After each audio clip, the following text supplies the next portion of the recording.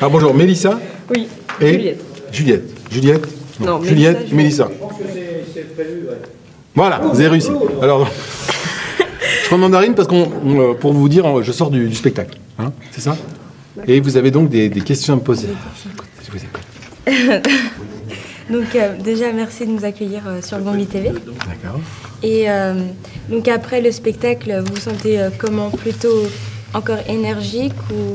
Encore énergique pendant 2 heures, parce qu'il y a le corps sécrète une... c'est des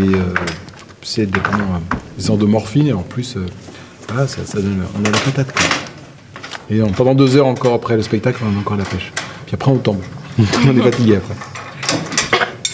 Vous pouvez nous expliquer comment vous avez construit ce spectacle? En fait, on l'a construit en... On est parti de Facebook. Enfin, au départ, on commençait à écrire un spectacle, puis on se dit qu'il faudrait qu'on trouve quand même...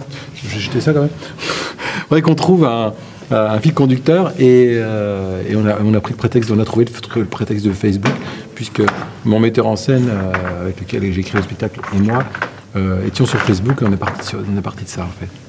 Et c'est après qu'on a trouvé tous les petits enchaînements et tout. D'accord. Et est-ce qu'on peut savoir quelle était la toute première voix que vous avez imitée? Oh, ça devait être Kermit la grenouille dans le Muppet Show. Oui, c'était ça, c'était mes premières voix. D'accord. Et vous êtes constamment en train de rechercher des nouvelles imitations? Non. Moi, maintenant, au départ, c'était un peu la compétition. Maintenant, non, vraiment, je m'amuse à bien qu'il y en ait plein des nouvelles, quand même, dans mon spectacle, dans celui-là. Mais aujourd'hui, non, je n'essaye pas trop. J'essaye de bâtir des spectacles qui soient agréables à écouter, à voir, plus que être le premier à faire. Surtout que j'ai fait ça fait 25 ans que je fais ce métier, et ça fait 25 ans que je fais la course à l'imitation. Le premier qui fera le nouveau président, le premier qui fera le nouveau chanteur, puis au bout d'un moment, on en a assez. Donc le but, c'est pas forcément d'être le premier à faire quelque chose, c'est qu'est-ce qu'on passe comme message. Il faut passer un message, sinon ça sert à rien. D'avoir la plus belle voiture, ça sert à rien. En revanche, pouvoir courir des courses, arriver le premier, ça c'est intéressant. Et c'est quoi les difficultés vocales pour vous? Il n'y en a pas. Mis à part de faire les femmes, parce que je ne fais pas de femmes.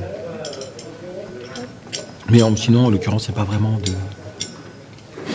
non, il n'y a pas vraiment de problèmes vocaux. C'est surtout des testitures. Quand on a des imitations qui sont très très aiguës, c'est très difficile à faire pour moi. Moi, j'ai une voix un peu de baryton. Donc 25 ans de carrière, ça fait quand même une carrière bien remplie. Ouais. Et qu'est-ce que vous voulez faire, par exemple, dans 10 ans, pour vous faire plaisir? Ah, je ne dirais même pas dans 10 ans. Je pense que dans un an, je commence déjà à préparer des choses différentes. Je prépare un nouveau spectacle d'imitation. Je prépare une pièce de théâtre. Il va y avoir une tournée, et puis surtout un album de chansons. Donc voilà, c'est plus l'album de chansons qui m'attire vraiment, quoi. Parce que c'est une démarche artistique où la page est totalement blanche. Le théâtre, j'ai déjà fait du théâtre, les gens m'attendent dans quelque chose. La chanson, les gens m'attendent sur rien, parce que j'en ai jamais fait. Donc là, je vais m'amuser.